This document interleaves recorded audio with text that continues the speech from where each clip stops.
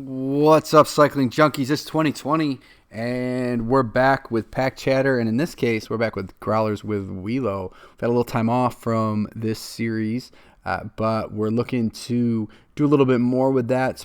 Willo and I are going to spend a little more time doing some audio shows for you and doing some sort of current event analysis, so to speak, of the cycling world as we get Willo's perspective on a lot of different topics. So I'm excited to continue this series with Willo as we also continue to bring you our Pack Chatter series of profiles with Todd and several exciting guests coming up. The first of which will be Trevor August, a Western New York rider, a junior racer who just got back from Europe on the Euro Cross Camp trip, and he's going to tell us all about that in an episode we'll release in the next few days. So be on the lookout for that as we get into the Pack Chatter 2020 series, season with some new episodes, some new profiles, and we continue to grow here with my man Willo on Growlers with Willo. So before we get going here, we got to hit a few sponsors. We've gotten some new sponsors for the new year. We're really excited about that and really grateful for their support. And I'll tell you a little bit about the way we're going to run this Growlers with Willo, and then we'll get you into the conversation. So first, we're sponsored by the Dirty Bikes Gravel Series. If you've listened to the show before, you know this is a series I founded and that I promote. And that this year we have 4 races that we have going in the series. It runs a little different style of gravel than what you see in some of the events across the country, whereas most events are 100 miles, some of them go 200 miles and more. We are trying to brand a new, shorter, faster, punchier style of gravel racing that goes goes right around 35 to 45 miles. And we have short distances that range 15 to 20 miles. These are great events for first-time riders who are looking to tackle a really hard course. They're great events for people looking to build towards those longer 100, 200-mile events.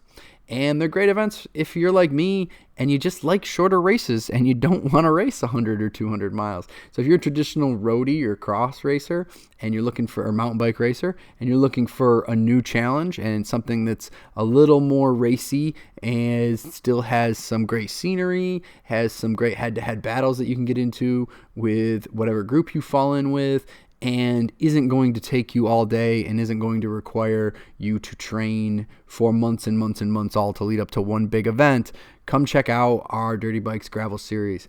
It's a lot of fun. We have some great stuff going on around each race. We got a points series. We got amazing sponsors, all kinds of really cool stuff. You can see the details at ridelcc.com or on Bike Reg.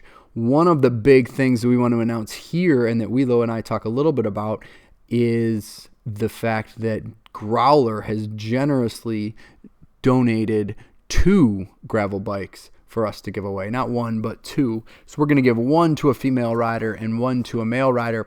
But we're not just going to give them to the winners of the series because we thought that would be boring. Instead, we're going to make it raffle style.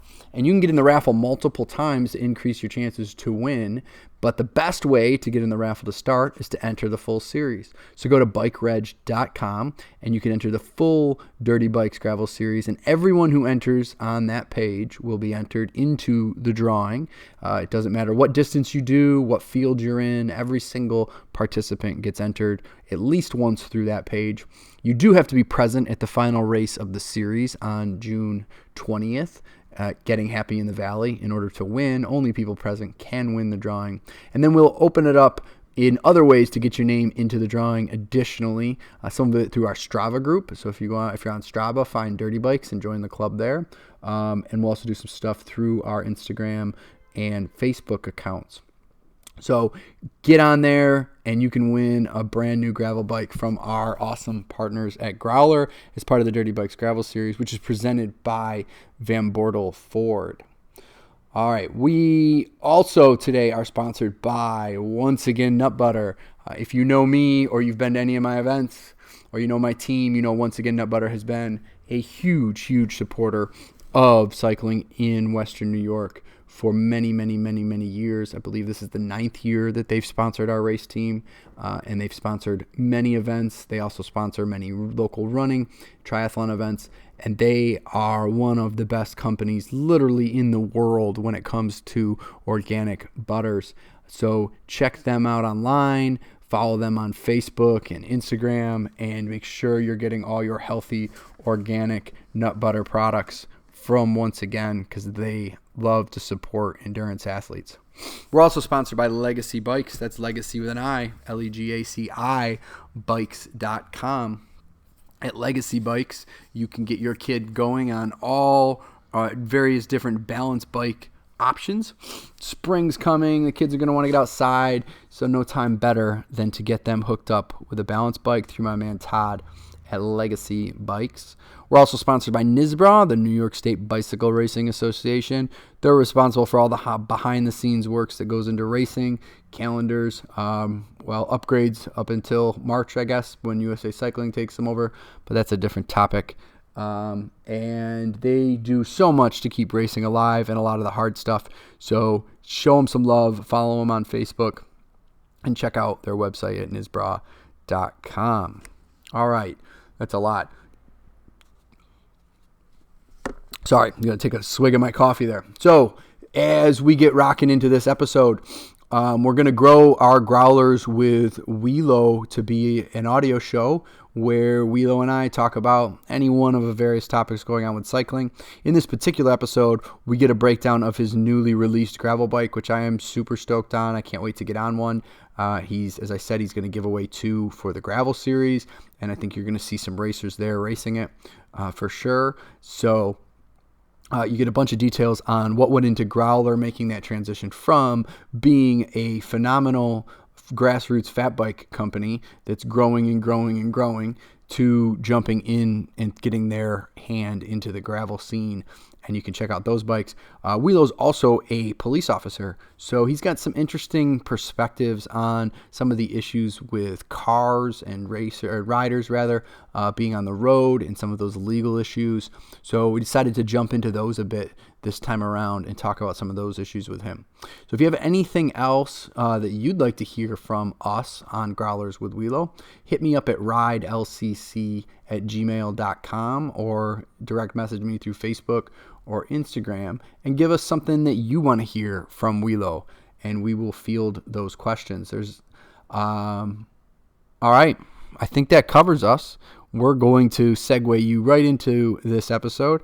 I hope you enjoy it, and be on the lookout for a newly released Pack Chatter with Trevor August here in the next couple days.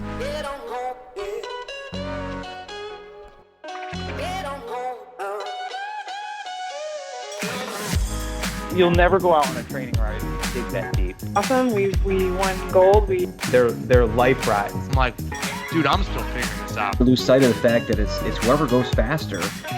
This isn't a road race. This is the mountain bike race. Sensei of Sprint College Chefy. My eyes are coming out of my head. Just get in here. Hey man, it's been a bit since we did one of these, but I'm glad we're kind of getting started again. How was the new year and the holidays with the kids? Oh man, kids are always crazy, as you know. So the kids had tons of gifts, and we were super busy. I had some family fly up from Florida, which was nice. So everyone was good, man. How was yours? Good. Yeah, we had some family in towns and everything kind of at our place too. So that was fun. My daughter's 2.5 now, so this was kind of the first Christmas where she sort of gets it, you know. Yeah. So that was cool. It was cool for her to kind of be figuring things out, you know. That's the fun part. Obviously, I have the 4 kids, and the older 2 now doesn't have all the same faith in the things that we talk about like we used to.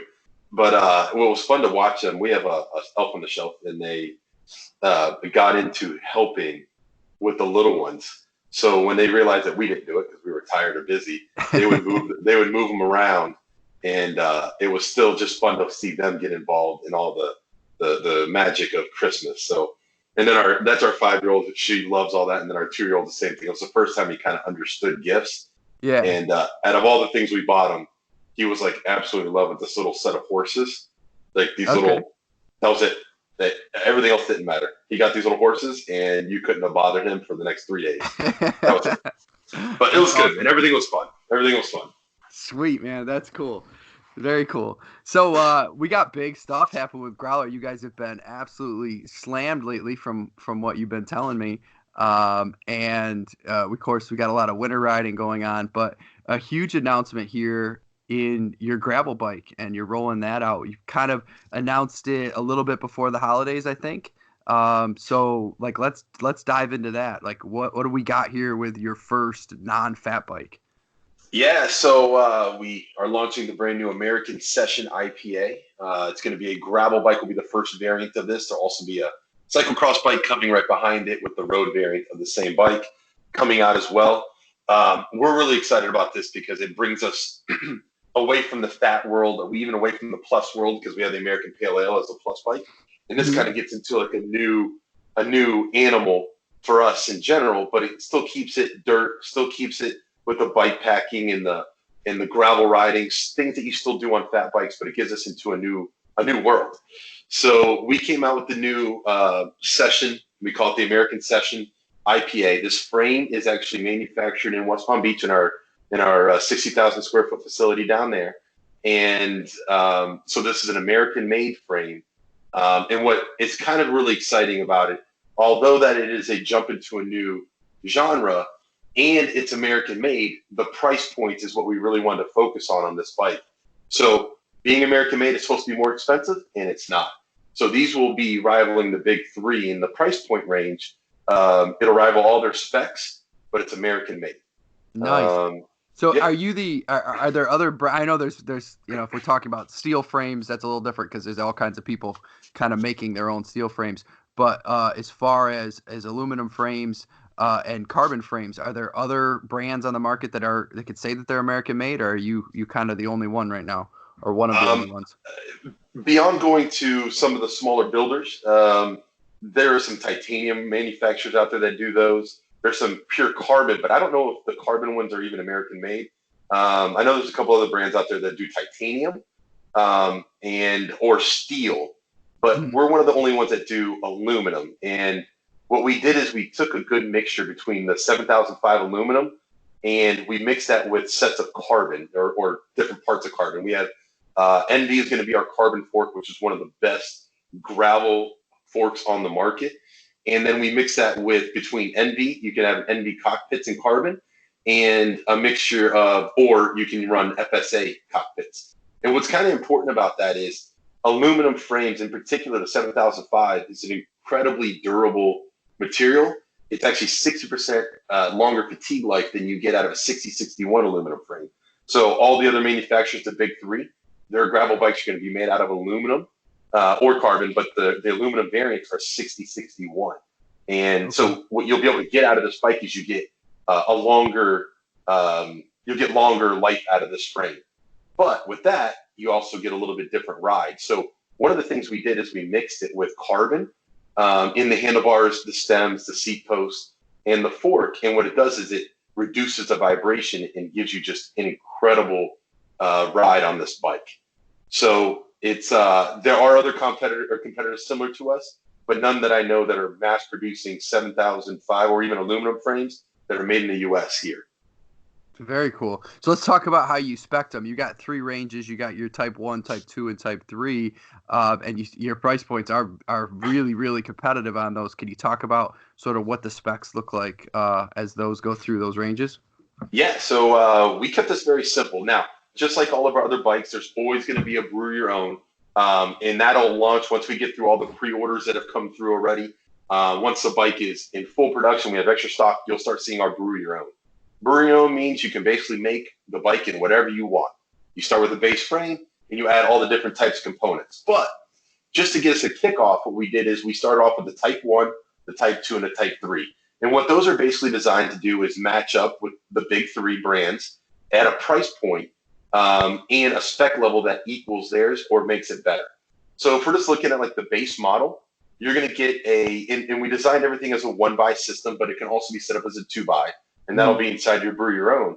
But you're going to get we're going to start off with the very simple setup of running the Apex 1x11 drivetrain, keeping the bike simple, keeping it so that when you're out in the woods, the one-by drivetrain is a more reliable system. You don't have to worry about something failing in the front of it. It's going to be set up with stands, no tubes, the Grail wheel set 700.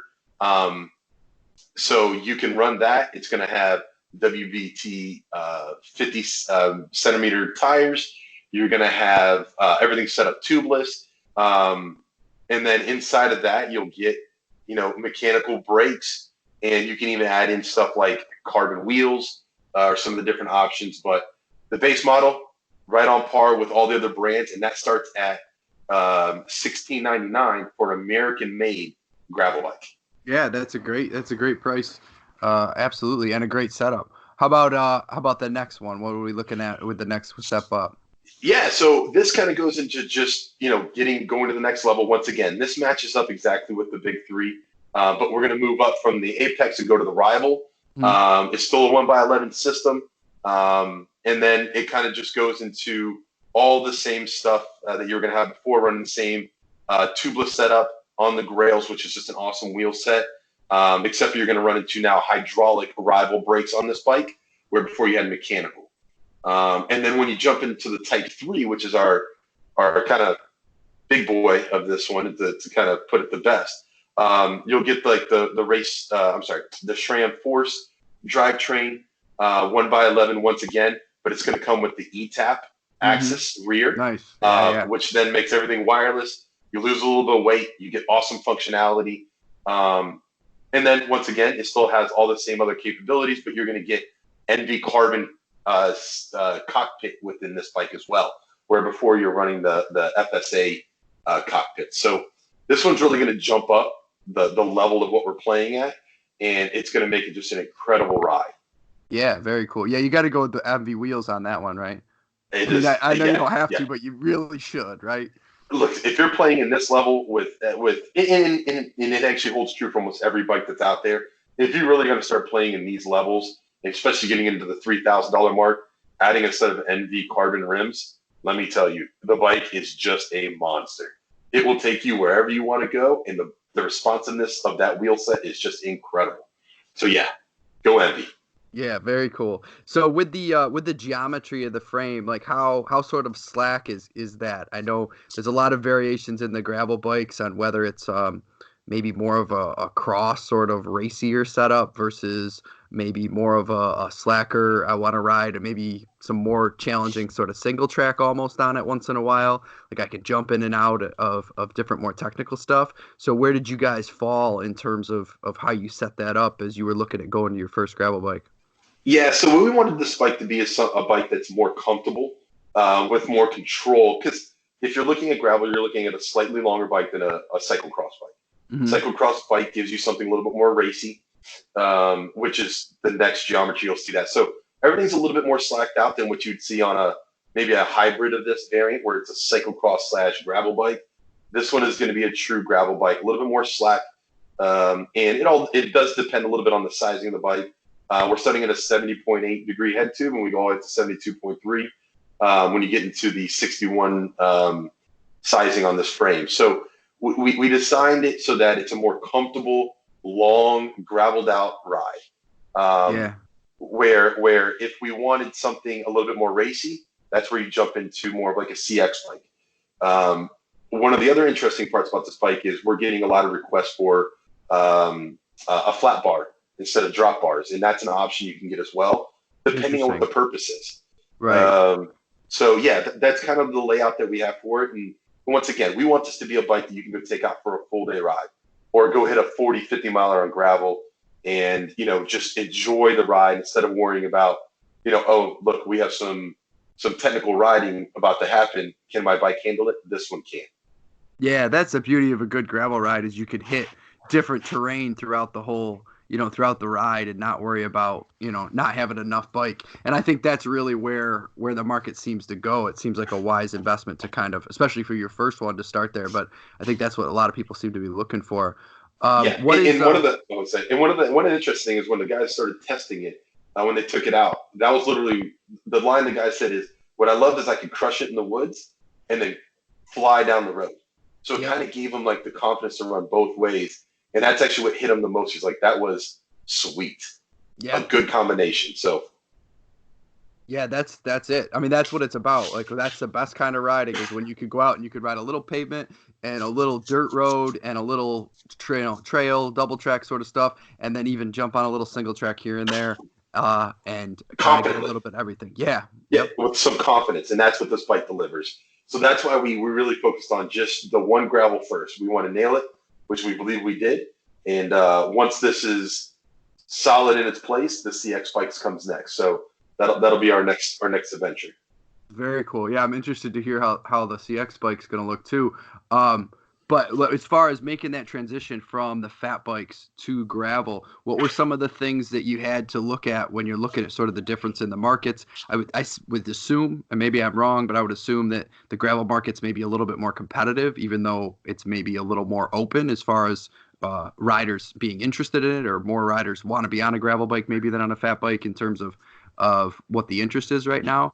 But it seems like everybody's got a gravel bike and there's all these little manufacturers. So what were you guys kind of looking at as you were going from doing really well in the fat bike market to jumping into gravel?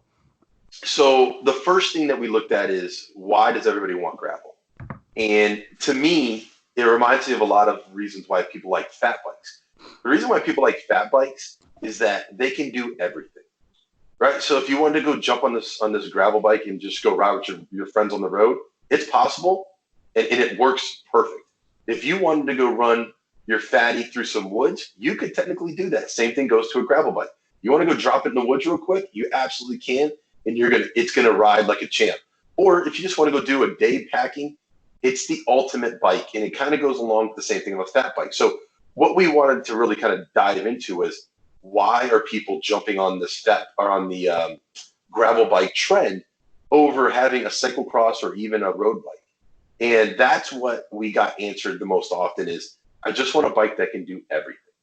And that's where the Session IPA really jumps in and excels, is it gives you a bike that allows you to check off all of the boxes, but in one single bike.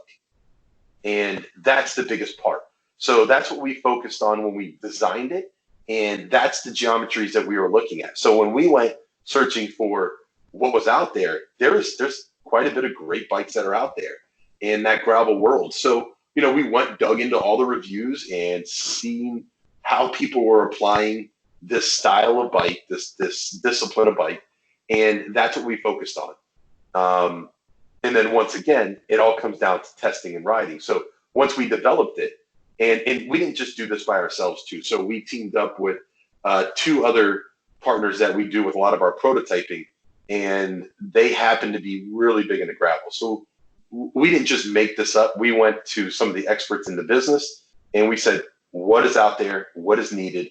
And what are people looking for to make the ultimate bike? And this is what we came out with. Very cool.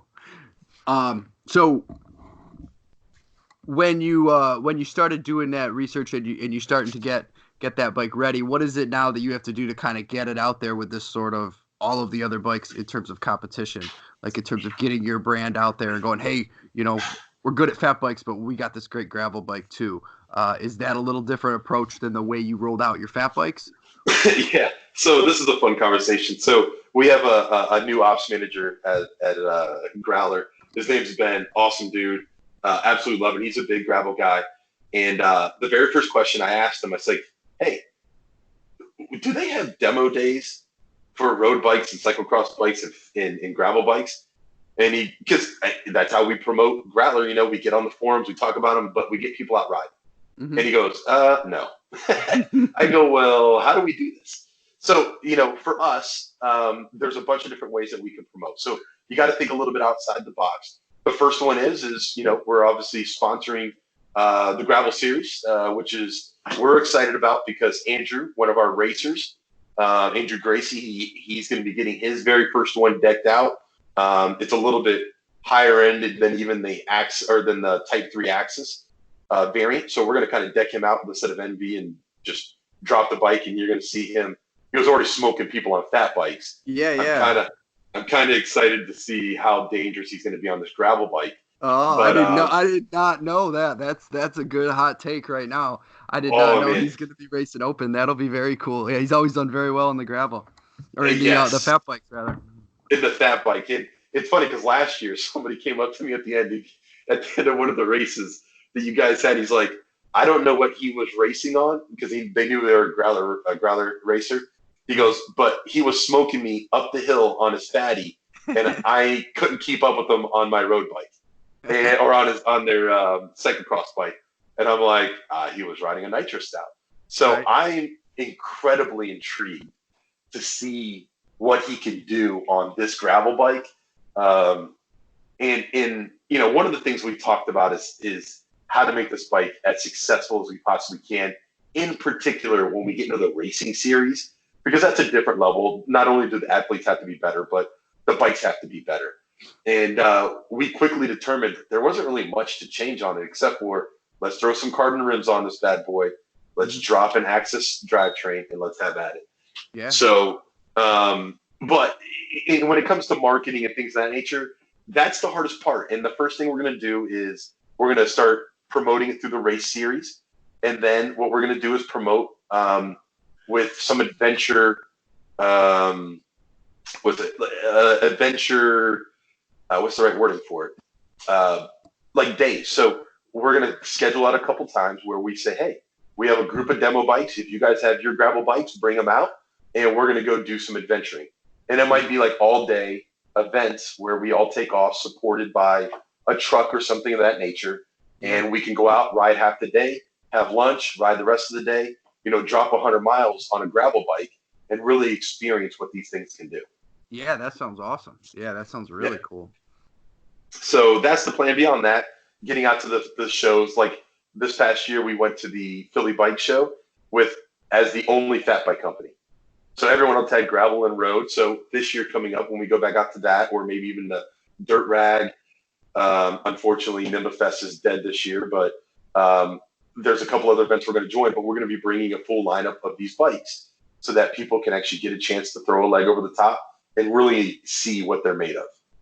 Yeah, absolutely. So what about one of the big hot topics with gravel bikes is dropper posts. Where do you fall on the dropper post philosophy with a gravel setup?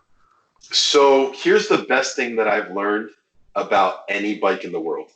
If it works for you, let's use it. And if you'll actually see inside this bike, it actually has a dropper, a spot so you can add a dropper to this bike. And the reason why I am actually a proponent of it is maybe not even the same way that you see people crushing it on a mountain bike in the woods, but with a road bike or a gravel bike, you don't have necessarily all the suspensions. You may need to get off this thing quickly. You may want it to be able to corner better. So you might be crushing it down on a nice, beautiful groomed trail. And you might need to be able to hit this bank a little harder than you were expecting. Dropping that dropper, getting into a lower center of gravity. Maybe it's just getting on and off the bike and making it a little easier. And I say that as we pack these bikes up with 50 pounds of gear to go for a long trek, getting on and off the bike is going to be a little bit more difficult. Having a lower center of gravity is all going to be helpful. So I'm a proponent of it. I say add it, and if you don't use it, great. If you use it, even better. Yeah, I think you're going to see a lot of them. I think it's gonna come. I know it was kind of a thing for cross, like a little bit, and it kind of got pushed away, and I'm not sure it's really super applicable there if it'll ever come back. Although I wonder if it makes it easier to jump barriers. I got to ask somebody who knows how to jump barriers if dropping a post will allow me to cheat and jump barriers because I can't do it. Well, if you think about it, what's the dilemma when you jump a barrier, right? That you get over one part, but your back end is going to slap you, right? So if you didn't have that in the way, if you timed it properly, and it obviously takes practice, but you getting that seat post out of the way, just like on a mountain bike, helps you get up and over things much easier. Yeah, I would think that it would allow you to shift back a little bit more and get that front end up. But yeah, I know I've heard guys make fun of guys at cross races for the dropper post, but I don't see that kind of happening in gravel, especially if you're on some more technical stuff. I think gravel means a lot of different things to a lot of different people in terms of what your riding looks like. But and we talked a little bit about like who is this bike designed for, and there's a different culture. Although gravel and cyclocross are relatively similar, there's a huge difference in the culture of the two sports. Yeah. And in cyclocross, I understand, people are very particular about their setups and how they run and what they're putting on their bikes, but it's also, it's a little bit different animal in cyclocross. In gravel, it's kind of like in fat bikes. It's a little bit more laid back. It's not as intense all the time, unless they're racing gravel, but it's not as intense. So I don't see it being as big of a barrier or even a make fun of kind of thing, or what's the other word is where it looks like you don't want to have that because everyone's going to make fun of you. I don't think that's going to be the case. Yeah, no, I wouldn't see that in the gravel. I wouldn't think you'd see that in the gravel scene for sure. And I think it actually lends itself both to the racier end as well as the more casual rider, or the rider kind of looking to beat the course sort of end. The fondo end, I guess, is the way that I should put it. Because you do on those descents, there's some people who are coming into gravel off of the road in particular, who they come to the gnarly descents that we have in our gravel races, and that's one of the things that bothers them the most, because they don't have that mountain bike background, and they're like, holy crap, we're gonna go down that with skinny tires. You take Newton Descent at Prattsburg or Wood Hill at Naples, and people are like, are you kidding? Are you trying to kill us? And having that dropper post makes all the difference in the world, especially if you've had it on a mountain bike. You know what it's like to descend on one. But I also think the guys who really are trying to rail it down those descents and not just sort of survive, I think it's a huge advantage. I think it would be it'd be great to have it on there. Well, think about it. If you wanted to suck yourself in nice and tight for a little extra speed, get a little more aero, you can easily suck yourself and make yourself smaller very fast on this. Yeah. So with a dropper in particular, and that would apply to anybody's bike, but that would help you tuck yourself down tighter into a flatter position, getting that air going, becoming more aero. And, if we're talking about top end speed, nothing helps better than when you're more aero. So right. I don't think it's going to be such a barrier. I think it's actually going to be in the way that I've seen dropper posts applied to mountain bikes, in particular fat bikes. I don't see this being a trend. I see this being something that's going to stick.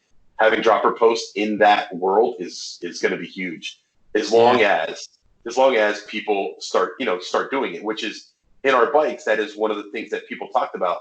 I can't put a dropper on this frame, not in ours, but in the forums. So that was one of the key things that I added in immediately was dropper post has to have the ability to add it to the bike.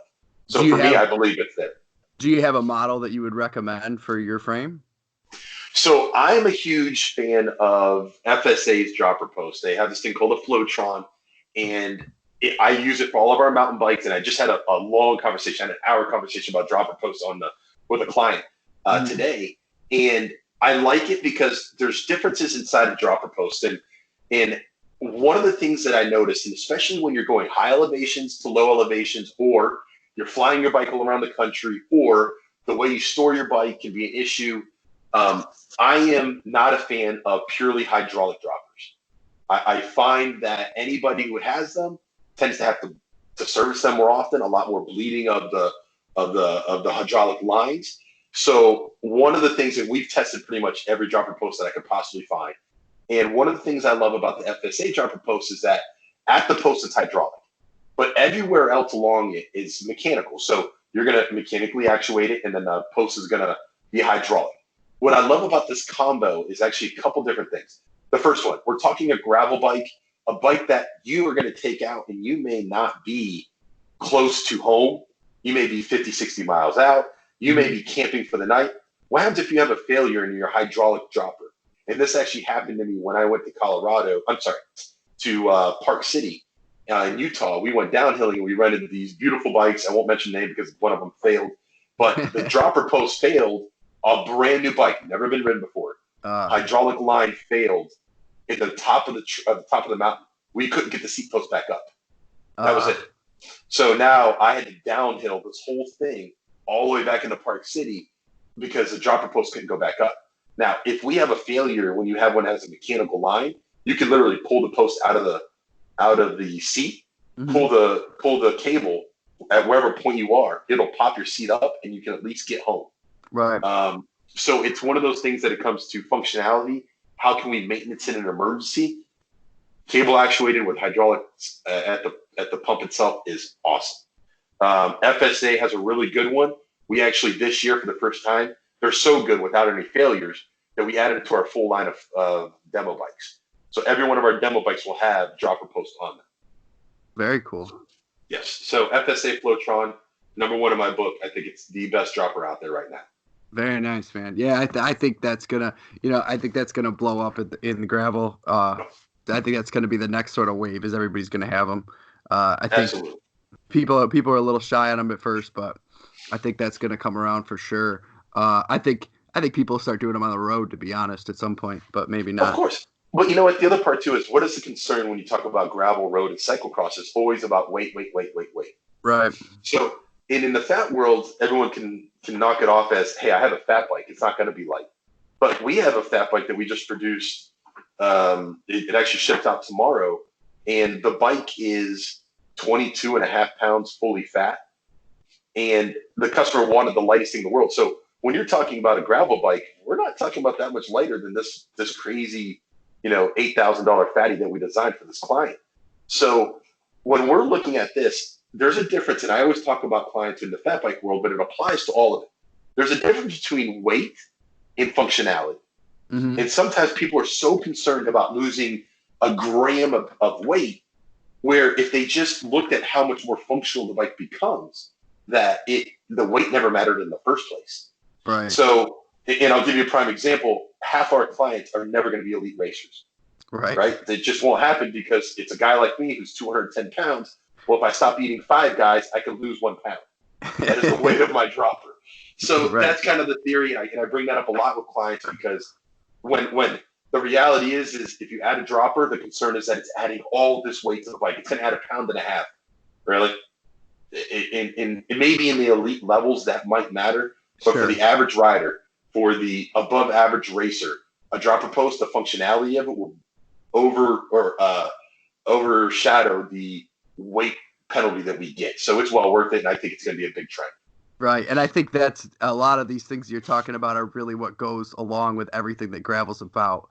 I think as much as you guys have been a fat bike company and are making this jump, like your, what everybody likes to call the gravel ethos, like your ethos has always been in line with what that is. You guys fit really well with that. Your approach to cycling has always been very similar to the people who love gravel and what they're getting out of it. So it's a really good fit for you guys to jump into there for sure.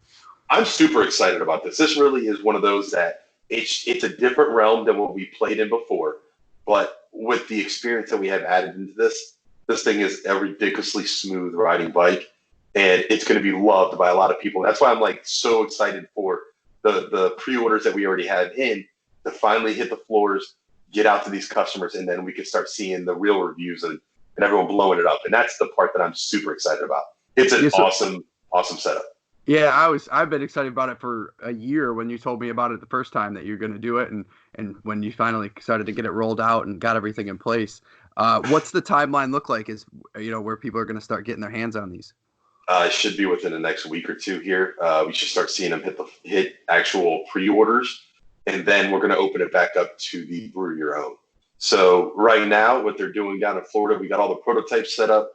We got all the testing out of the way. Everything is finished on that side. Now we're just finishing up the last bit of the production side of it.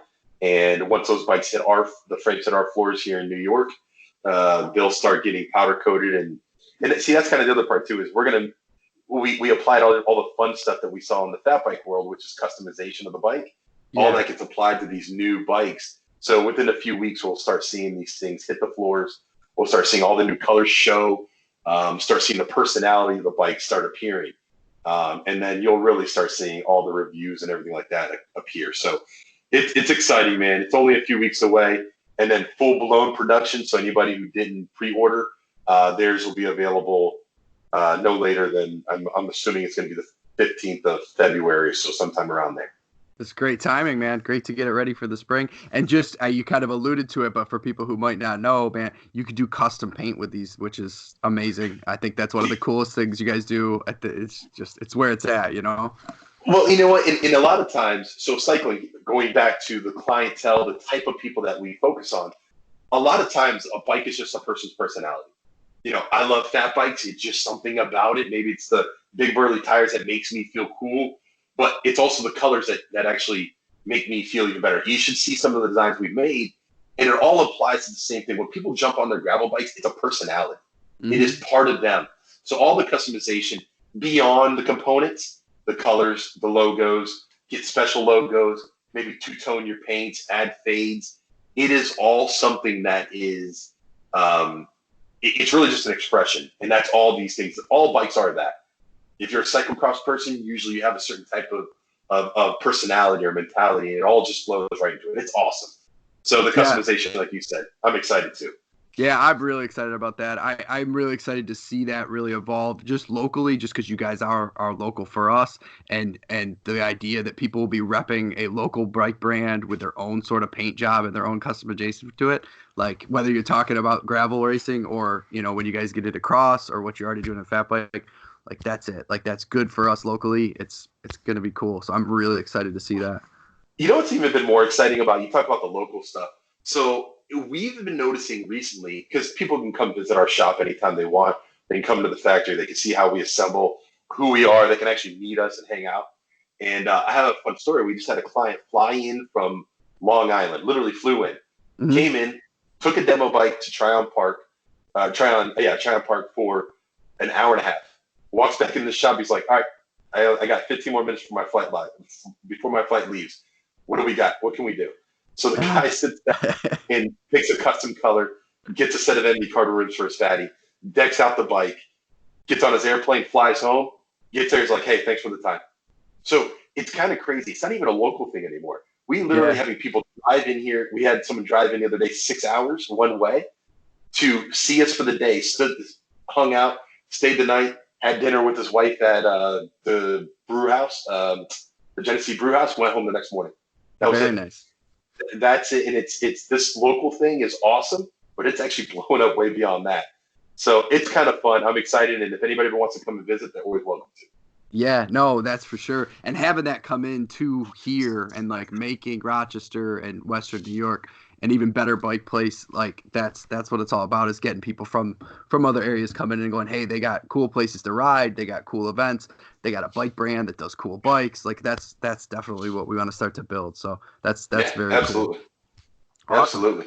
So as we, we're going to keep doing these sort of these growlers with Willo that we've been having fun with for a while, and we took a little time off, and now we're going to come back at these things. We definitely will keep talking about your bikes for sure, but we also just kind of want to talk about other stuff that's going on in cycling and just kind of have a good time breaking down some few things. So one of the things that I thought would be fun to talk about with you is, as most people know who know you, your day job is a police officer. So you've got a lot of experience kind of on that end, and a lot of good stories there, and a lot of things we've talked about. So there's a couple sort of issues that have come up, or really big issues that are going on in the cycling scene, that I thought it would be interesting to get your take on. So one of them, this goes along with the gravel scene and sort of why gravels, I think everybody knows, is sort of blown up, is a lot of people are afraid of being on the road. There's been a lot more accidents. I don't know if it's increased or just the visibility is increased. I always kind of wonder about that. Maybe you got a good gauge for that. Like, are more people getting hit and is that an increase statistically, or is it just we're more aware of it and we're talking about it more? But certainly people are talking about it more. So there's a ton, and I know we've kind of discussed a little bit of this, but it's an interesting trend that you see. If you look at the National Traffic and Highway Administration, you look at what they have, statistically, everything is safer today than it was 10 years ago. Okay. With that being said, there's a lot that has to go along with those statistics, and sometimes those statistics are pure luck. I'll kind of give you an example of that is, I want to say it was 2018. We didn't have one vehicular accident related to DWI where someone died. Now, that's in Monroe County. So if we take that's kind of an oddity. And it was something that was highly praised about our Stop DWI programs and things of that nature. And the reality is that was pure luck. And I know that that probably goes against a lot of things. And there's things that people do to educate and to help out with those things. But the reality is it's today drivers are more distracted than ever before. Mm-hmm. And with less and less police presence, because there's not as many police officers that either are on the road or that can focus on that because we have bigger issues going on, that trying to enforce certain laws, and we talked about it. So trying to enforce certain laws that they want to put in place, or, you know, how do you stop people from driving while distracted? Well, that's a $1 million question. And the problem is, the real answer to that is you can't. People are still going to do it because Facebook is fun. And Right. that sounds horrible, and I'm sure I'm going to get bashed for it, but that's the reality to the world. So if you really look at, in particular, we were talking about, there's 3 subjects that we were discussing, and just correct me if I'm wrong, but one is helmet laws, right? Yep. How the importance of the helmet laws are. The Mhm. other one is registration or licensing, just like you would do a motor vehicle of your car, of your bicycle instead. Yep. And there was one more topic. What was the other topic? Well, I think the one that I would say to your point there is the penalties. I think a lot of people see somebody gets hit, they die, and the person who hits them gets a traffic ticket. And people are outraged, obviously, when that happens. Somebody was killed, and they want to see stiffer penalties when that happens. I've had some people even suggest in a conversation that there should be mandatory, prison time in those situations. Which, personally, I don't know about that. I think that's a pretty. It is, assuming that it wasn't extremely neglectful and it was an actual accident. Prison's a pretty scary place. Mandatory prison time is maybe not the best route, but people are talking about, should there be more severe sentences, and should we have a heavier hand on this when people are hit and when they're killed? So let's break this down a little bit deeper, right? So this is an incredibly interesting subject, in particular because in my world, I see this as 3 things. I'm a cyclist, right? Mm-hmm. So I have the point of view of, I want to enjoy my bike wherever I want to enjoy it. I'm a police officer, that I get to see the other side of what happens when people enjoy their bikes wherever they want, and the laws that are associated to it. And then the other part is the infrastructure that gets applied and what people want out of their infrastructures in the city, and do these things actually help? So if we just talk about the basics of it, right? So the biggest thing we're going to talk about is, what laws are they wanting to put in place currently?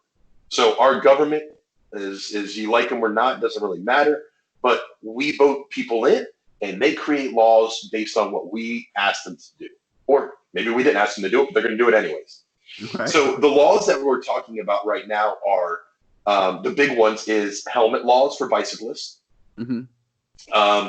Usually the move over law, they call it different things in different places, but basically you got to give a cyclist 3 or 4 feet of space as you pass them in any direction. Yeah, which isn't much if you sat there and been passed by 3 feet with a tractor trailer. That's pretty damn close. It's a ludicrous thought that's, and the idea is it's a concept more than it's an enforceable law. Right. Now, and then the last one I would say is, maybe, I think one of the other laws that I saw recently floated was registration of bicyclists. Mm-hmm. And that causes other problems within a civilian standpoint. So just the basics, I'm going to break down the registration of bicycling. I actually think it's a horrible idea, because if you look at a community, and the people who are more likely to use a community are people of lower income, because they got to be able to get from point A to point B. This is why freeways, when they were designed, a lot of times becomes a problem for low-income people, because they can't get across the freeway to get to the other side of the railroad tracks, what they used to call back in the day. You're from the other side of the railroad tracks. Bicycles allow, and actually LeBron James brought this up once, bicycles allow people to travel. It is a great way to get from point A to point B if you don't have the means to buy a $50,000 truck these days, or buy your $35,000 Honda Civic, or whatever it is. It gives you a way to get by. If you make people register their bicycles, you are now putting another barrier into people who can cycle or who need to cycle. So we talk about on that side. I think it's a horrible idea to force people to register their bikes. With that being said, if you go one step further, who's enforcing that law? Right.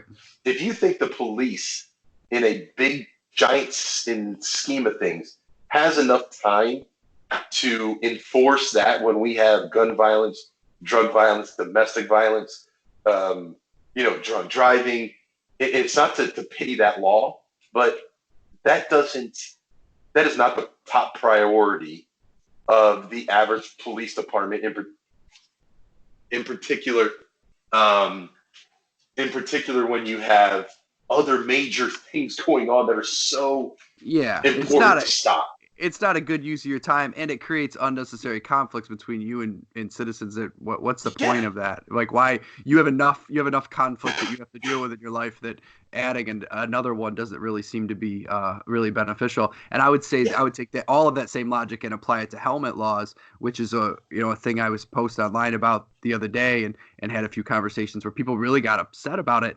And there was a story in Bicycling Magazine that said helmet laws actually make riders less safe for basically the same reasons you're talking about. It reduces people's ability to ride the bike, especially people of lower income, which then makes us have fewer numbers, which allows us smaller voting power in terms of infrastructure and things like that we need to solve some of these problems. And therefore, you're really causing more of a problem instead of helping it. And what are you really stopping? An adult from choosing to not wear a helmet? I mean, you should wear a helmet, but an adult can make an adult decision. And if you're rolling along at 10 miles an hour on a bike path, are you really putting yourself in that big of a danger? Do you wear a helmet every time you climb a ladder? Do you wear a helmet in a convertible? I mean, and the other parts of that goes into if you don't wear a helmet. So I actually think there's lobbying going on related to this.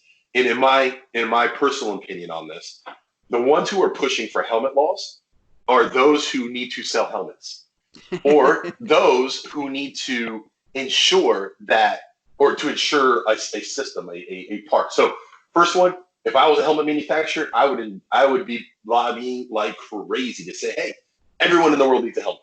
Right. Like you can't walk down the street without a helmet, sir. We're going to have to get you one of those. And if you don't, those police officers right over there who are drinking their coffee right now are going to have to go give you a ticket. Right. That's what I would do if I was a helmet manufacturer. The other part to that is car insurance companies or insurance companies in general. And this is where I find it interesting is if you get hit by a 3,000 pound car at 50 miles an hour, is your helmet going to save your life? It might save your brains from smashing out on the ground, but you're going to get messed up no matter what just happened. Right. So one of the things that an insurance company can do is say, hey, Your Honor, my client was driving the car down the road and they hit this person, but they weren't wearing a helmet. It's their fault that they're now disabled. Right. Well, that is a lobbying, and this goes back to all those things. That is a money machine. That is the lobbying problem. That's the problem with lobbyists is that they're pushing for things of that nature, saying, yeah, this is a much better, safer thing, and everybody has to do it. The reality is this, are the police going to start stopping adults who are riding down the road without a helmet on their bicycle or go to the shooting that's down the street? Right. I mean, it might be a great way for vehicle and traffic law, or it might generate revenue from the city or whatever happens with that. But the reality is it's a barrier, once again, to those who really need this as a way to commute. If you don't know to put on a helmet when you go to ride your bike in traffic, I don't think you're going to care in the first place. And it's the same theory of it's a smart thing to go wear your helmet in the woods, because when you fall, and I've had it, I've gotten a concussion and had to throw away my helmet because it has a giant crack on it. Mm-hmm. If I didn't put that helmet on, whose fault is that? Right. And we need to educate people why it's important to have helmets. Yes, sure. Helmets can help you. It can help you with, if you do hit your head and you get a concussion. But it ain't going to help you if you smash your head on a car going 60 miles an hour. Your brain's going to get scrambled. I don't care which way you wrap that around. and that's just a reality. It may not be a very light opinion, but it's the truth. So in the reality is most people in the city of Rochester or most people that I see on the roads rarely wear helmets on a day-to-day thing. Where you see people who wear helmets are usually people who are avid cyclists who are doing it more for the fun or just, they're more educated that why a helmet's important. Right. But it's the same thing with seatbelts. How many seatbelt tickets has the city of Rochester written? I bet you it's been thousands upon thousands. I've known to wear my seatbelt, and I'm 38 years old for almost 38 years. Mm-hmm. I mean, my son and daughters, they will get inside my truck, and if I even move it before they're buckled, they will start freaking out. So right. It's an education thing rather than if you're not going to wear your seatbelt in your car, you're not going to wear your seatbelt in the car. Now, right. You don't care if the cops are there or not. You are going to do it, and if you get caught, cool, you're going to pay the $250 fine. And all you're upset about is that you had to pay $250. You're going to put your seatbelt on again? No. So it's the same thing applies to the helmets when it comes to a just common sense approach to it. Let's save that money instead of enforcing this law that isn't going to have a true impact. And let's get education programs out to kids in low-income areas, kids in these elementaries and junior highs, and people that are still getting there. This is another reason why NICA is such an important thing and that we should actually have more of it, or local bike clubs for kids. Mm-hmm. Let these people enforce the idea that, when you're riding your bike, you need to have a helmet on. Right. But, as they become adults, are you going to force them to put a helmet on? I mean, so you mountain bike just like the rest of us. When you see somebody without a helmet and they're in the middle of the woods, what are your thoughts? Yeah, well, I'm thinking they're taking a bit of a risk, especially in the woods. I think it's even maybe more so just because you're more likely to come over the bars and things. But I think some people they get offended by it, and that's where it gets a little odd. I think. I'm not saying anything out of line when I tell you that Todd's kind of actively against it, or at least not against wearing a helmet in certain situations, but against people sort of forcing other people to do it. And he refers to it as sort of a religion. People, they get upset about it in a sort of an irrational sort of way. And it's sort of off-putting to people, I think, who want to ride, to look at those people who do quote wear helmets and spandex as like, I'm not like you. You know what I mean? It's divisive, I guess, is where it comes in. And it just doesn't make a lot of sense. But it always surprises me how heated people get when other people don't want to do it. Well, and that's the thing is who cares? If you don't want to wear a helmet, hey, man, I'm sorry to hear that, buddy. You're going to crack your head up on the ground when you can't get out of your pedals. Right. Because you just, and you fall over in the middle of the road and you crack your head on a rock. Hey, that's on you. Right. I'm going to put my helmet on, and I'm going to be a good example for my kids. But I could care less if you ride with a helmet or not. And I think the reality is what's more important is get the education out over forcing people to do things in this world. Yeah, and the infrastructure to make it so that people could ride safer, for sure. And of course, we're talking about not in competitive events or even non-competitive events. You know what I mean? That's a different story. I would never condone people in an event not having a helmet on. I put on tons of events. We always require it. That's a different liability piece. You're putting other people at risk if you participate in an event. Because you're affecting others, and that's the problem. You're affecting others when you're not. And this goes back to any sport that exists. Hey, look, you're going to go play the sport in a league or in a official capacity. Yeah, okay. Now I can tell you, if you want to play with us, you got to wear a helmet. That is 100% common sense. But if you want to go ride your bike to the grocery store without your helmet on, okay, have at it, buddy. But I agree with you. In your competitions, you should absolutely do it. If you're a football player, you don't have a helmet on, you can't walk on the field. If you didn't have your headgear as a wrestler, you can't walk on the field. Even my daughter who plays soccer, they literally have like this little dance they do, but it shows the bottoms of their cleats, so they're not too big, and it touches their shin guards to ensure that those are there before you can walk on the field. Yep. And that is the rules to play the game, and that I agree with.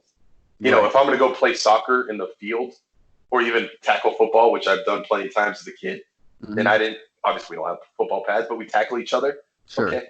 I'm taking the risk that I'm going to break my arm. I get it. Right. So I agree with you. It's sanctioned events, absolutely 100%. It needs to be a requirement because that goes back to the education behind it. For everyone else, and you're on your own, buddy. We'll educate you. We'll tell you what's good, but you got to do it on your own. Definitely. But actually, I got one more if you got a second there. So yeah. What do you got? The other part is the police side of it. So you're talking about law enforcement. You're tying up. So in the city of Rochester, I think right now we are 40 or 60 police officers short, just on natural nutrition of police officers retiring and stuff like that. And there's new classes coming in now, so that'll go back up. But when we're short, how can we enforce that?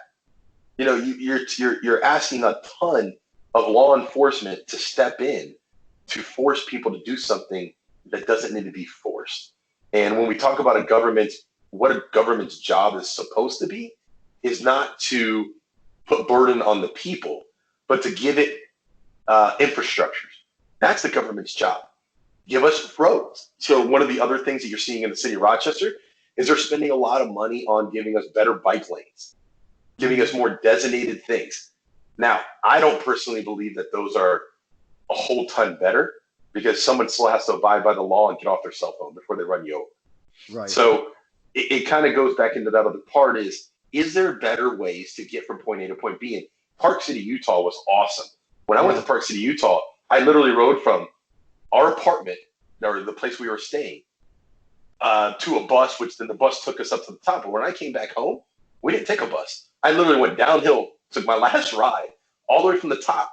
And once we got to the bottom of the park, it had a side path, almost like our Seneca Parkways not that, what's the little path that goes behind everything, like along the river, the canal path? The canal path, yeah. It is an awesome infrastructure that gives you a way to go from literally Buffalo to the city, to New York City, without ever touching a road. And that's what we really need if you want to keep people safe. Not trying to get police officers to enforce laws that are, it's just too hard. We don't have the time or resources to really put the impact that would require to make that enforceable. Yeah, those trail systems are gigantic. And we do, I don't know about in the cities, I don't live in the city, but in the city specifically, it's a little different than some of the more rural areas. But we do have a lot of, old railroad beds and things. The Greenway is one of them that we use a lot in this area, but certainly there's a lot of others that are not tapped into that are getting grown over right now and that landowners are kind of taking over and things like that. Mm-hmm. And it would be great if we're sort of keeping those open and using those for trail systems and getting people off the roads that way a little bit more. I mean, we live out in the country, and that's a lot of our riding is, especially with these gravel bikes, is we're jumping on some of those trail systems and dirt roads, and we don't have to deal with the contention with cars as much. I mean, we're in a rural area, so that's helped, but the more we can just alleviate it, the better that is. And I always kind of wonder about, you talk about bike lanes, one of the problems with bike lanes, other than people just don't pay attention to them, is it also I think it reinforces this message to drivers that bikes only belong on lanes or out of traffic. You don't belong on a road where there isn't a bike lane. And I've always kind of struggled with that message that people get when you have a lot of bike lanes set up. Well, and you know what? I think the bigger part is, I mean, do you remember when in Florida, we were 15 when we got our license. But I remember when I was 15 and I took that test. I remember I took it 4 times before I passed, and I just kept on taking it over and over until I got all the questions that I needed to get right. It's not very hard to get a driver's license in the United States. And in other countries, it's incredibly difficult, and they treat it much differently. But because we have the freedom to roam without the government telling us what we can do, that's why it's a little bit easier to get these driver's license. But like you said, it does enforce that idea that, hey, cyclists, get out of our way. Right. And it's a double-edged sword for me because common sense says that, or the law says that the cyclist, and this is probably not going to be the most loved view, but the cyclist has the ability to ride on the side of the road with traffic, as long as they're not causing a hazard of some sort, which they don't. They ride and they're safe. Right. The other part of that same portion of riding on the side of the road is that no one cares that you're a cyclist and you're riding on the side of the road. And I say that in the kindest way because it's a reality versus we wish for wonderful things like unicorns. But the reality is you have I drive a big big red Dodge Ram, and I'm going down. You're the guy running everybody off the road. I'm not that guy. I'm not that guy, but it's always that guy perceives that it's this big giant truck streaming by me 3 inches from me on the side of the road, and they're blowing me all over the place. The reality is, yes, that happens a lot. And we can only educate drivers. The police will rarely see this happen. Mm-hmm. And so people can call and make the complaint that this Dodge Ram just blew by me and pushed me off the road. But the reality is as a police officer, I'm 3 miles away. How am I going to catch up to this Dodge Ram? I have no idea where it went. And you're on a bicycle. I had a truck with a group of guys. I had a truck blow past us. And then I made the universal gesture for "I love you" as he went by, and he called the cops on me, and the police officer came and pulled us over and started lecturing us about riding in the road. I was like, "That dude almost killed us. Are you kidding me?" Well, and that's the other part too. So this is an interesting thing. So a lot of people like, well, we can ride 2x on a road, and that's not necessarily true. You don't get the freedom to ride multiple people, or what I actually saw today, which was, I don't know where I was. I was downtown somewhere, heading to the Blue Cross Arena, and there was legitimately someone on a bicycle riding in the middle of the road. That is not what the law says. And if you think about it, look, I'm a cyclist, so I understand why they're doing it. There could be a ton of debris on the side of the road. There's a lot of reasons why you might want to scooch over a little bit more towards the center of the road. But it causes two problems, and there's a battle between drivers of vehicles and cyclists. And if I'm a driver, and I don't have any ties to cycling, all you are is a nuisance. Mm-hmm. And that sounds bad, but it's a reality. Get out of my way already, so I can go get my Starbucks. Right. And that's not what we want. We want everybody to be hubby-dubby and I understand how you feel on a bike. But the reality is in today's society, we are incredibly rushed to go get everything done. And a guy riding or a gal riding a bike on the side of the road that is just irking me, I don't care, and I want him out of my way. Right. And so we talk about a reality versus laws versus what's there. The law says you have to give people space. And the law also says that cyclists are allowed on the roads. The reality is it might only be 20 or 30% of drivers, but how many, and I'm going to Google it as we talk right here, how many vehicles are on the roads inside the United States? So vehicles are on the road in the USA. So I'm going to do this. I'll see if I can find a quick number. There are 253 million vehicles on the road registered today in the United States. Yeah. So if you take 20% of 253 million, I ain't no mathematician, so I'm not even going to try, but that's a lot of people. So if you take 20% of the people that really just don't care, and this is actually the same thing that happens to motorcyclists, is you take 20% of people who don't care if you're on a motorcycle, who don't really respect them, who don't understand what it feels like to be on it, and that creates a very dangerous situation. So going back to the punishments, so all right, let's up the punishments, right? You say, if we say, you know what, you hit a cyclist, you go to jail for 60 days. Mm-hmm.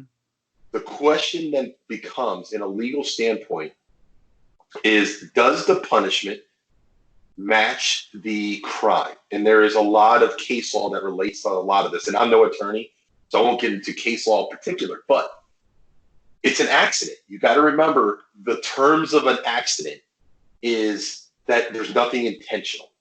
Right. Now, if it's intentionally done, I ran this group of people over intentionally, yeah, sure. You're going to go to jail forever. Right, but if you're in a 3,000-pound vehicle and you hit somebody on a bike who's crossing, and now this goes where like education matters. Mm-hmm. I see bicyclists in the city of Rochester run red lights all the time. Right. Well, you can't do that. That's against the law. You can actually be stopped for the same thing like a car. And vice versa. I see cars blow through red lights and smash into people all the time. I mean, it's a behavior that I'm losing a little bit of train of thought because there's so much to it, but the reality.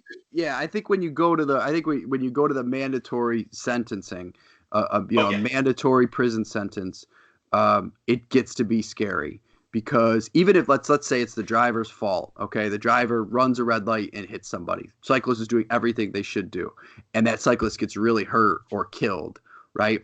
Even a mandatory sentence like that's a scary thing.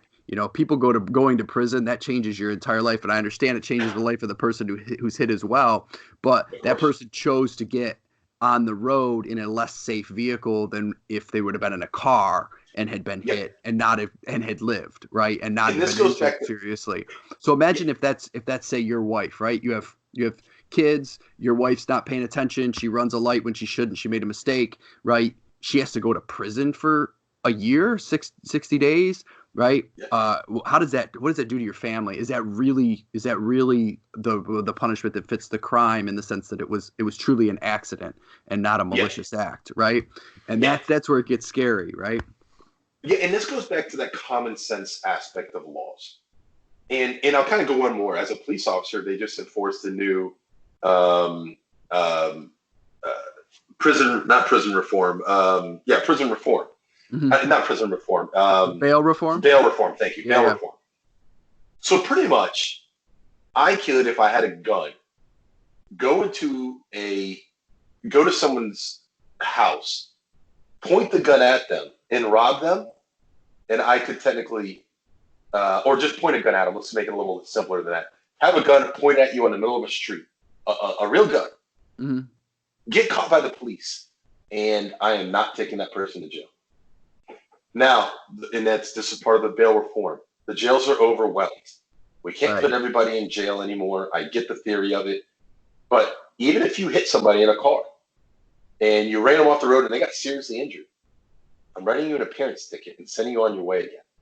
Right. The laws, although we want to make things stricter, the problem is we've freed up everybody to commit crimes without instantaneous punishment. So we're talking about helping, and you got to remember, who is the most likely person to ride a bicycle? Not an avid cyclist. It is low-income people are on bikes all the time. Right. So, and the people who are getting in accidents with those who are low income are usually low income because they are in the same areas. Mm-hmm. And this is not to bash the city of Rochester. I love the city of Rochester. It has its areas that have huge amounts of money, but the majority of city of Rochester has a lower income than the rest of the county. And those who are operating their vehicles in those areas, in Clinton section, in Lake section, in Genesee section, in parts of Goodman section, they are usually lower income because that's where they live. So I understand the theory that we're punishing those, but we're thinking of this a lot of times. And when you look at cyclists, people who spend $3,000 on a road bike and go crush it. These people are talking about, Walmart bikes at max, or bikes that are hand-me-downs or that they found somewhere. They don't have the same capabilities and financials that we do. And if you take a mandatory, and this is true when it comes to it, someone who has more money has better attorneys to go fight that manslaughter charge on a vehicular manslaughter. Right. Where you have somebody who's low income who just ran somebody over on an accident because you know what? They're stressed out because their life is falling apart. They don't have money to make rent. They had to go pick up their child who doesn't have diapers. And this happens to all of us. We're driving down the road and we're just thinking in our minds, and then all of a sudden we appear at home. It's happened to all of us. We get caught up in our thoughts. Oh, and now you're going to tell me that you're going to mandatory sentence somebody who can't get a good attorney who can make a good argument for him. Right. It's actually very close to how DWIs function, and it scares me because those who do DWIs, there's literally attorneys who make hundreds and hundreds of thousands of dollars because they know how to defend DWIs. But you know who gets those? People who can afford the $10,000 when they go to court. All the other ones who have to get a public defender, they get off here and there, but I bet you not nearly at the rate of somebody who hires a good defense attorney. And once again, who are we punishing? The punishment goes back to the low income. So we talk about we want more people to cycle, but then we want to punish everybody for anything that's related to cycling. We want to punish them by making registration laws, punish them by ticket everybody who doesn't have a helmet. And I agree with I know I'm going off on a tangent. I agree with that there should be vehicle and traffic laws and there should be some punishments related to it. But those have huge impacts on the people who can't afford to have those huge impacts. And I know that probably may not be the most liked opinion, but that's reality. Yeah, no, it's And- good, and it's a good perspective because you're seeing it. You know, Yeah. you know, a lot of us we talk about it. We see the posts on social media. We see, you know, the story comes out and there's the tragedy. Somebody gets killed somewhere in the country, and everybody throws that up and goes, "See, we need this, we need that." But you know, like when you're looking at it day to day, like you are, it's a good perspective to just add into the conversation. Because I think, you know, as much as all that stuff is real, a lot of us are scared to be on the road because we're seeing this stuff all the time. And we enjoy riding, but none of us want to get hit. So it's a tough conversation, but it's good to get that perspective from somebody who's in your position and really sees the details of it. Of course. And once again, I feel horrible for people who ride bikes on the road, who are road riders, because it's scary. It is a scary situation.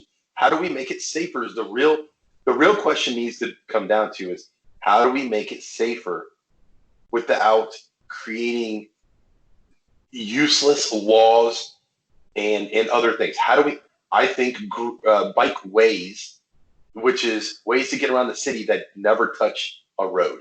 Mm-hmm. That's how you do it. If you want to give me an opportunity to design something, that's what I would do. And it's funny because I live out in Farmington now, and the neighborhood I live in literally has a bike path that goes from here, and I can take it all the way into the city of Rochester, but the bike path goes around my neighborhood, physically touching it.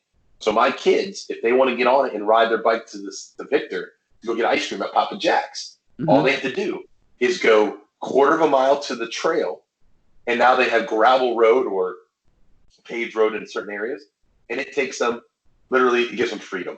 And they do crossroads here and there, but it's at bike crosswalks and stuff like that. Right. So it's an opportunity, and the new developments, and this is what cities, you want to talk about how we're doing things.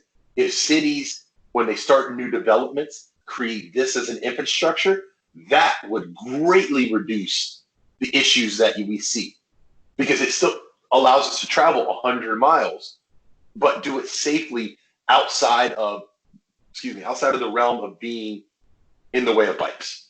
So, right.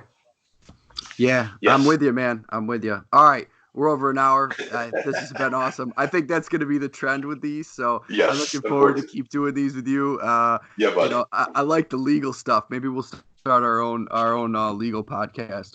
Back in the before I was doing what I'm doing now, I was a court reporter, or reporter that covered the court. So I watched a lot of trials and talked to a lot of police officers. So it reminds me of a lot of that. So that's some fun stuff too. So and we talked about it too. Maybe it's a current events. So if our listeners have any events or current events or topics that they want us to discuss, it's kind of a fun one to do for us, and it'll be something that's relevant today. And I think it's an awesome idea. So if they have any ideas, toss them out to you or to us, and we'll do it. Yeah, hit up. You got a great little Facebook group called the Brew House for Growler owners. So I know there's a whole bunch of people in it, but people who maybe who are not in it that are Growler owners or get a Growler and get in it. That's a great place to throw some questions up to us. But certainly you can hit me up and we'll field whatever you want to hear from Willo about with this show. So you got an event coming up here though we want to plug real quick, and then we'll part for the night here. But you got a Growler Fat Bike Day coming up pretty soon locally, right? Yep. So it's actually going to be in Buffalo at Genesee Park there. Could be with Wyneba. So go hit up their website. We'll have it on our website and our Facebook as well. But Wyneba hosts, I think it's the 5th annual winter bike festival that they do there. It is awesome. What they have there is they have free food. They have drinks, tons and tons of cyclists, in particular fat bikes on groomed trails. That is coming up on the 1st. We also have 2 events on the 8th. We have the Saratoga Fat Bike Festival, and at the same time, there is a winter festival with the city of Rochester at Ontario County Beach, or Ontario County Park up there. I'm sorry, I said that wrong. At the Charlotte Beach, where they're going to be doing the Polar Plunge. So there's another event up there on the same exact day. That's on the 8th. And then we are going to be heading out to where Neba Fest used to be, Kingdom Trails, at the end of the month for at the end of March, for a Winter Fat Bike Festival as well. So there is a lot going on, and I hope you guys all come in and join us and throw us some new ideas. We'll love to talk about them. Yeah, man, it's fat bike season for sure. We got the weather for it now, so lots of good stuff. All right, man. Lots of fun. We'll do this again real soon. All right. Talk to you later, buddy. All right. See you, Growler Later, Nation. Bro.